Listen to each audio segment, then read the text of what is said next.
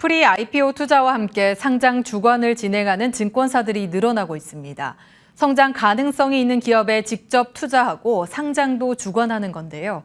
하지만 투자한 기업을 상장시킨 만큼 공모가 산정 등 이해상충 문제도 만만치 않죠. 투자자들의 곱지 않은 시선이 여전합니다. 김혜수 기자입니다. 지난 3월 18일 코스닥 시장에 상장한 로봇 전문 기업 유일 로보틱스. 상장 주관을 맡은 한국투자증권은 같은 날 이 회사의 주식 66만 4,450주를 보유했다고 공시했습니다. 전체 주식의 7.74%입니다. 2020년 3월 상장 전 프리 IPO 투자를 통해 이 회사의 지분을 인수한 건데 인수 금액은 주당 5,000원으로 총 30억 원이 투입됐습니다. 그런데 지난 9일 상장된 지 2개월도 채 되지 않은 시점에 한국투자증권은 이 회사의 주식 38만여 주를 85억 원에 매각했습니다. 투자 2년 만에 50억 원의 매각 차익을 얻은 겁니다.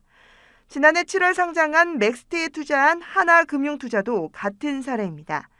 상장 직전인 2019년 지분 투자로 약 50만 주를 주당 4,077원에 보유하게 된 하나금융투자는 지난해 10월 이 가운데 34만 주를 5만 원에서 8만 4천 원에 팔아 두둑한 매각 차익을 남겼습니다.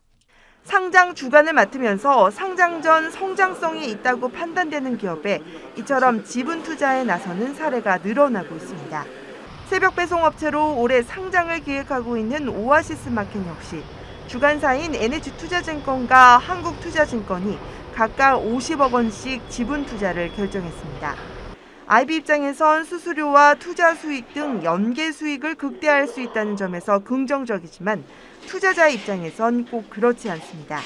지분 투자를 진행한 증권사가 상장 주관을 맡다 보니 공모가, 산정 등을 직접 맡게 돼 이해상충의 문제에서 자유로울 수 없기 때문입니다.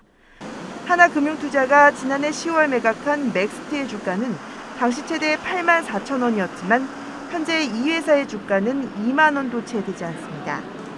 물론 부서 간 교류를 차단하면 문제가 될 게 없다는 의견도 있습니다.